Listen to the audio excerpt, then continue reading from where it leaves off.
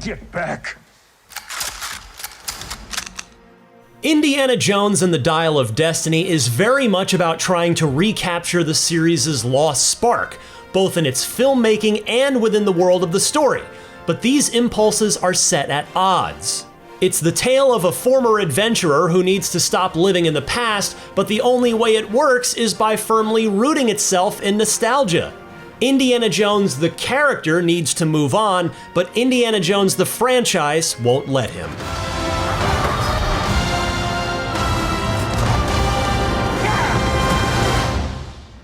The Dial of Destiny begins with a 25-minute prologue featuring a de-aged Harrison Ford trying to retrieve an artifact from Nazi plunderers in 1945, alongside a previously unseen colleague played by Toby Jones. Basil Shaw's role is a fun one, but he's given the unenviable task of quipping opposite a positively dead-eyed Ford. When it comes to motion and delivering dialogue, there's no life behind young Indy's digitally altered face. The opening action scene reads like a typical Indy adventure on paper. However, the action presented by director and co-writer James Mangold is immediately missing the visual clarity and rhythm that Steven Spielberg brought to each of the first 4 movies.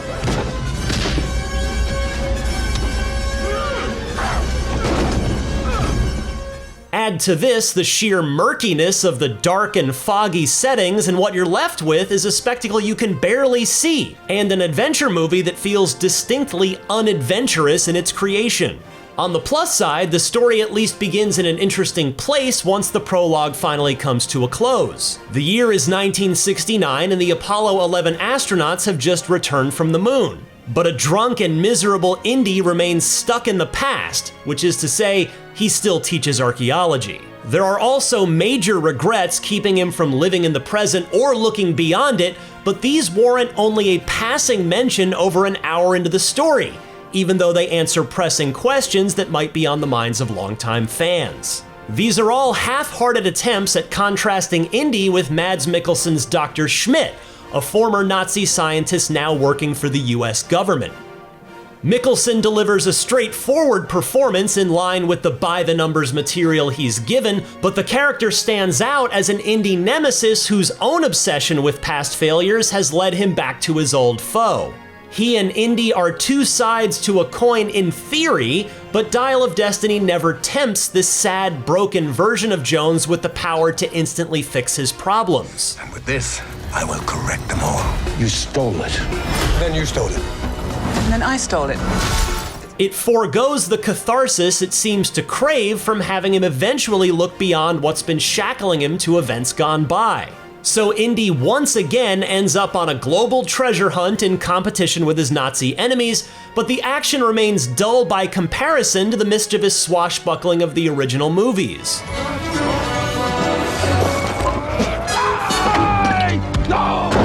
It whizzes by too quickly to land, and with physics too cartoony to leave a lasting impact.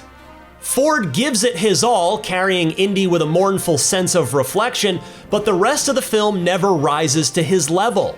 It comes ever so close to making the Dial of Destiny mean something in the grand scheme of things, especially as the climax approaches. But a last-second swerve renders the symbolic idea of the dial little more than wasted potential. Just as unclear is the character of Helena Shaw, Basil's now adult daughter, who is framed as a pseudo-successor for Indy.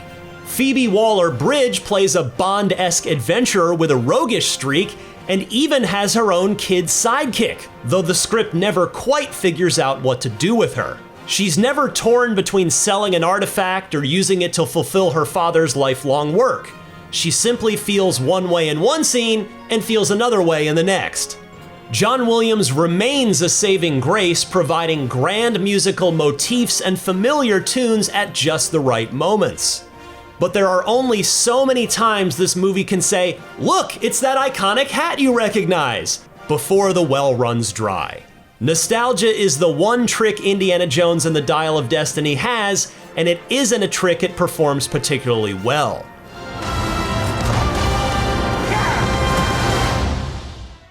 By yanking Indiana Jones out of retirement yet again for a fifth and hopefully final movie, Disney proves that some things should be allowed to end.